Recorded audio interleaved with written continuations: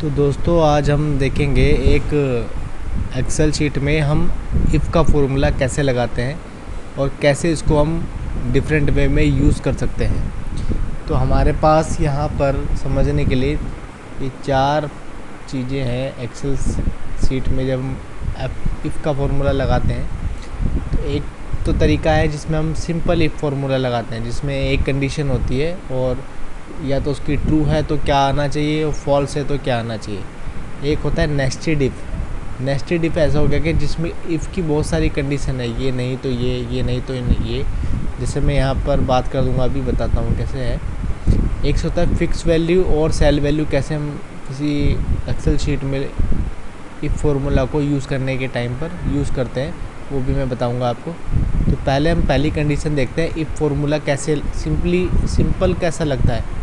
तो सिंपल वाले इफ़ फार्मूले की अगर हम बात करें, जैसे मेरे पास एक टेबल है जिसमें कि मैंने लिखा है कि टास्क है मेरे पास table to be purchase, quantity required quantity 5 और परचेज्ड क्वांटिटी अभी 0 है, और इसका परसेंटेज डन जो हुआ है किसी वर्क का वो अभी 0% है। ऐसे ही जैसे मैंने दूसरा काम इसमें लिखा है fan to be purchase, quantity 6 requirement है और अभी हमने एक भी नहीं ख़रीदा है, तो यहाँ पर से वर्क जो डन है वो भी अभी 0% है। ऐसे ही ये चेयर, सोफ़ा, बेड, ये इस तरीके के हमने कुछ काम लिख लिए हैं कि जो हमें काम करने हैं। तो मैं चाह रहा हूँ कि केवल मुझे जो एंट्री करनी पड़े अपनी एक्सेल शीट में वो परचेज्ड क्वांटिटी पे करना पड़े और सभी जगह डेटा जो है जहाँ पर अपडेट होना है वो अपने आप हो जाए। जैसे परसेंटेज भी आ जाए इसका, और ये पेंडिंग है या क्लोज़ हो गया, ये सब अपने आप लिखा हुआ आ जाए।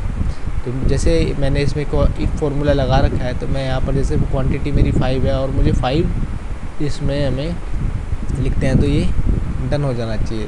देखिए ये डन हो गया है 100% और इसका परसेंटेज आ गया 100% और डन हो गया है, ये लिखा अपने आप ही आ गया। इसमें हमने कुछ भी नहीं लिखा, ये अपने आप चेंज हो गया। ऐसे ही ये फार्मूला हमें कैसे लगाना है ये मैं आपको बताऊंगा।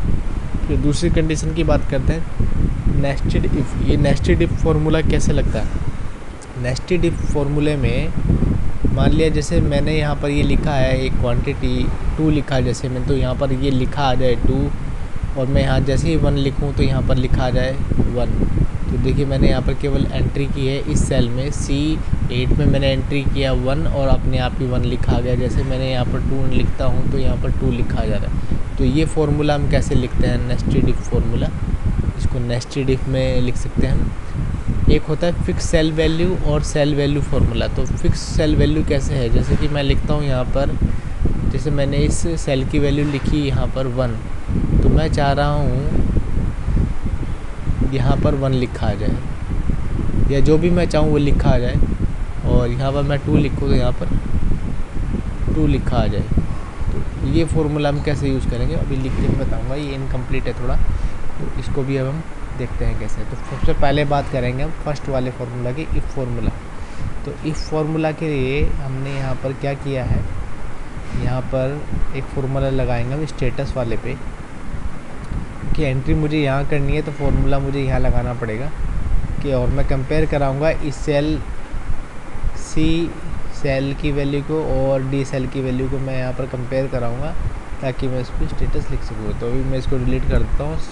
स्टार्टिंग से हम लोग इफ़ फार्मूला लगाते हैं। तो पहले लिखेंगे हम इक्वल्स टू इफ़, ब्रैकेट में कंडीशन लिखेंगे if this quantity is equal to this quantity, comma अगर वैल्यू ट्रू है तो क्या आना चाहिए। वैल्यू अगर ट्रू है तो मैं चाहता हूँ कि CLOSE ये लिखा है। तो इससे पहले हमें क्या करना है, अगर ये जो हमें वैल्यू अगर ट्रू है और हमें खाली वैल्यू लिखनी है, कोई सेल वैल्यू ना लिख के एक पर्टिकुलर अपनी तरफ से कोई नाम लिखना है या फिर क्लोज लिखना है या डन लिखना है। तो अगर कुछ भी हमें कोई भी चीज़ लिखनी है तो हमें यहाँ पर कोट मार्क लगाना पड़ेगा, डबल कोट मार्क जो होता है। तो शिफ्ट के साथ हम डबल कोट मार्क लगा देंगे पहले, फिर लिखेंगे यहाँ पर CLOSE। ये मैंने लिख दिया, मैं कुछ और भी लिख सकता हूँ कि अगर ये वैल्यू इक्वल हो जाए तो क्लोज हो जाए या डन हो जाए, जो भी हम लिखना चाहें। फिर कोमा, और अगर वैल्यू ये इक्वल नहीं है तो क्या लिखा है तो वो भी हमें लिखना है। तो डबल कोट मार्क फिर से, और यहाँ लिखते हैं पेंडिंग। पेंडिंग हमने लिख दिया, डबल कोट मार्क लगाया और इसको हमने ब्रैकेट को बंद कर दिया, उसके बाद एंटर। देखिए ये अपने आप ही इसमें 100% हो गया वर्क और ये यहाँ पर क्लोज लिखा है। अब मैं इसकी क्वांटिटी चेंज करता हूँ, मैं बोलता हूँ कि मैंने ये 2 पीस खरीदे हैं अभी तक, तो मेरा वर्क जो डन हुआ है अभी 40% हुआ है और स्टेटस इसका पेंडिंग है। तो मैं सेम फार्मूला ऊपर से यहाँ यहाँ तक कॉपी कर देता हूँ। तो मैंने कॉपी कर दिया, तो यहाँ पर सभी में फार्मूला चेंज हो गया। अभी मैं यहाँ पर इसकी क्वांटिटी 5 लिखता हूँ जैसे ही, तो दिखाएगा परसेंटेज 83.33, हमारा वर्क डन हो गया। जैसे ही 6 करूँगा तो ये क्लोज़ हो जाएगा। अभी ये क्लोज़ हो गया है। ऐसे ही मैं चेयर की क्वांटिटी वाले कॉलम में इसकी एंट्री करता हूँ, तो यहाँ पर मुझे 3 लिखता हूँ जैसे ही, तो ये भी क्लोज़ हो जाएगा। तो ये इस तरीके से हम इफ़ को, सिंपल इफ़ फार्मूला को लगा सकते हैं। तो हमारा ये वाला काम कंप्लीट हो गया है। इफ़ फार्मूला सिंपल कैसे लगाते हैं ये हमारा हो गया है डन। तो अभी हम बात करते हैं दूसरे फार्मूला के, नेस्टेड इफ़। देखिए नेस्टेड इफ़ में क्या होता है, जहाँ पर जैसे ही मैं एंट्री करूँ तो मैं चाह रहा हूँ कि वो वैल्यू लिखी आनी शुरू हो जाए। नेस्टेड इफ़ को हम अपने अकॉर्डिंग किसी कंडीशन में यूज़ कर सकते हैं, वो हमारे थॉट पे डिपेंड है कि हम लोग उसको कहाँ और कैसे यूज़ करना चाह रहे हैं।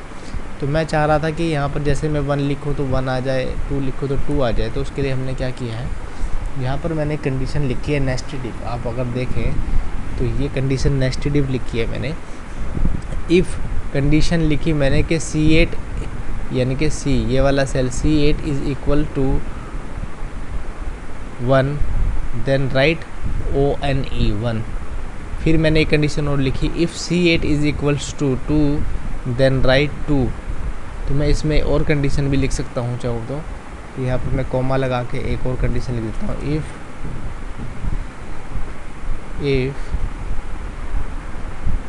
और एक ब्रैकेट और लगाएंगे हम, C8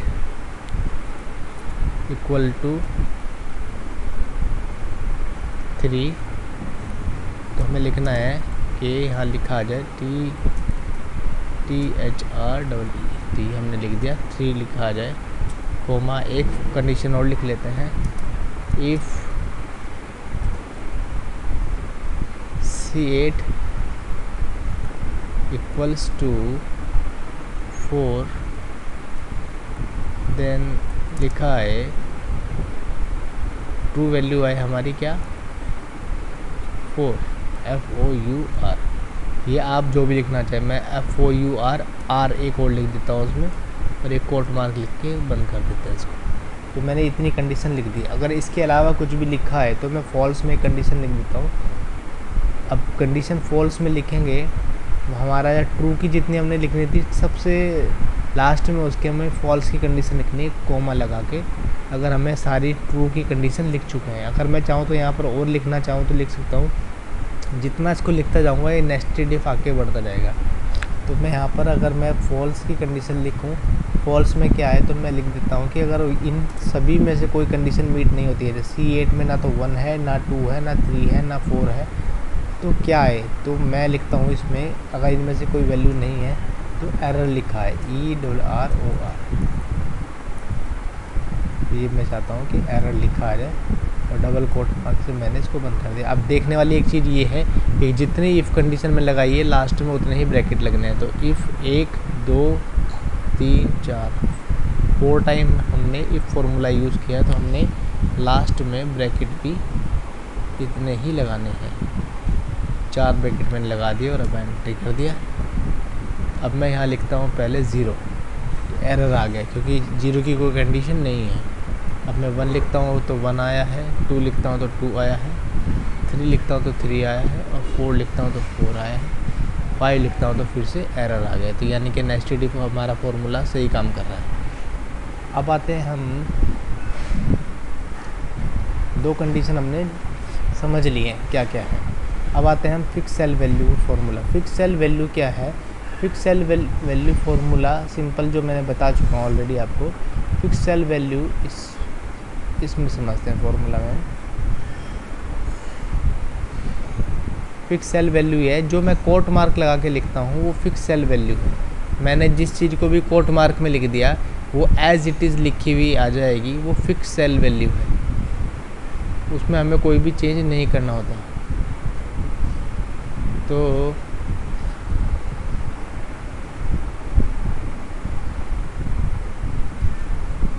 ये हमें यहाँ से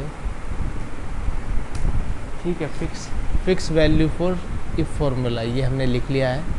तो फिक्स सेल वैल्यू में क्या करते हैं, सिंपल कि जो हमने कोट मार्क में लिख दिया वो फिक्स वैल्यू है, लेकिन मैं चाह रहा हूँ कि इस कंडीशन को करने के लिए कि मैं चाहता हूँ कि जो सेल वैल्यू परफेक्ट कोई सेल वैल्यू है, मैं लिखूँ कि यहाँ 1 एंट्री करूँ तो यहाँ पर लिखा आ जाए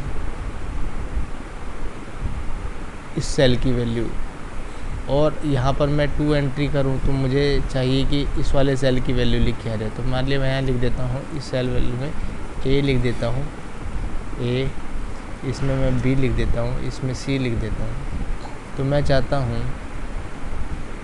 कि जैसे ही मैं यहाँ पर इफ फॉर्मूला लगाते हैं हम लोग, इक्वल्स टू इफ कंडीशन देते हैं, this cell value is equals to 0, तो यहाँ पर लिखा है हमारा कौन सी सेल की वैल्यू आ जाए। मान लिया हमने इस सेल की वैल्यू आ जाए हमारी, तो मैं यहाँ लिख लेता हूँ, चलो ठीक है, कोमा। अब मैं एक और कंडीशन लिख लेता हूँ, ये भी नेस्टेड इफ है पर ये फिक्स सेल वैल्यू के साथ है। If this cell value is equals to 1, तो मैं चाहता हूँ ट्रू वैल्यू लिखी आए इस सेल की वैल्यू, जो भी हो इस सेल की वैल्यू आ जाए, comma if this cell value is equals to 2, तो क्या लिखा है जो भी इस सेल में वैल्यू है वो आ जाए, कौन से में, H11 में, कोमा, और इसके अलावा जो भी लिखा है वो कोट मार्क में लगा के मैं ERROR ये लिख देता हूँ, और इसको मैं जितने इफ लिखे हैं उतने ही ब्रैकेट लगाता हूँ। 1 2 3 टाइम मैंने इफ फॉर्मूला लिखा है, तो 1 2 3 मैंने 3 ब्रैकेट लगाए और एंटर, ये हमारा फॉर्मूला लिखा गया। ये सिलेक्ट नहीं हो रहे थे उस टाइम पे, तो मैं यहाँ पर वैल्यू लिख देता हूँ A B C, ये मैंने लिख दिया। तो अब मैं यहाँ पर जैसे एंट्री करता हूँ 0, तो यहाँ पर A लिखा आ गया, B लिखता हूँ तो एरर आ गया, सॉरी, क्योंकि B नहीं है उसमें। अब मैंने यहाँ पर अगर जैसे ही 1 लिखता हूँ तो B लिखा आएगा, 2 लिखता हूँ तो C, 3 लिखता हूँ तो एरर। अब जैसे ही मैं इनको चेंज कर देता हूँ, जो भी वैल्यू मैं यहाँ लिखूँगा वो आती जाएगी। जैसे मैंने AAA कर दिया, BBB कर दिया, CCC कर दिया, तो अब मैं जो भी वैल्यू लिखूँगा, यहाँ 0 लिखता हूँ तो AAA आ गया, 1 लिखा तो BBB। तो ये क्या है, ये फिक्स सेल वैल्यू जो मैं यहाँ एंट्री कर दूँगा वो फिक्स सेल वैल्यू यहाँ पर इस फॉर्मूला के अकॉर्डिंग उठ के आती रही। तो ठीक है, बस इतना ही था अपना इस फॉर्मूला में, और तो कोई चीज़ नहीं है। तो मुझे लगता है आपको अच्छी लगी होगी वीडियो। चलिए ठीक है, फिर मिलते हैं नेक्स्ट वीडियो में। तो हम नेक्स्ट वीडियो जो बनाएंगे वो बनाएंगे अपन कि एक सेल को हम कैसे फ्रीज करें ताकि कोई उस पर एंट्री ना कर सके, और एंट्री मैं चाहता हूँ कि जिसको एंट्री में अलाउ कराऊँ वही एंट्री कर सके। तो उस पर हम नेक्स्ट वीडियो बनाएंगे। तो ठीक है, चलिए मिलते हैं नेक्स्ट वीडियो में। Okay, bye bye.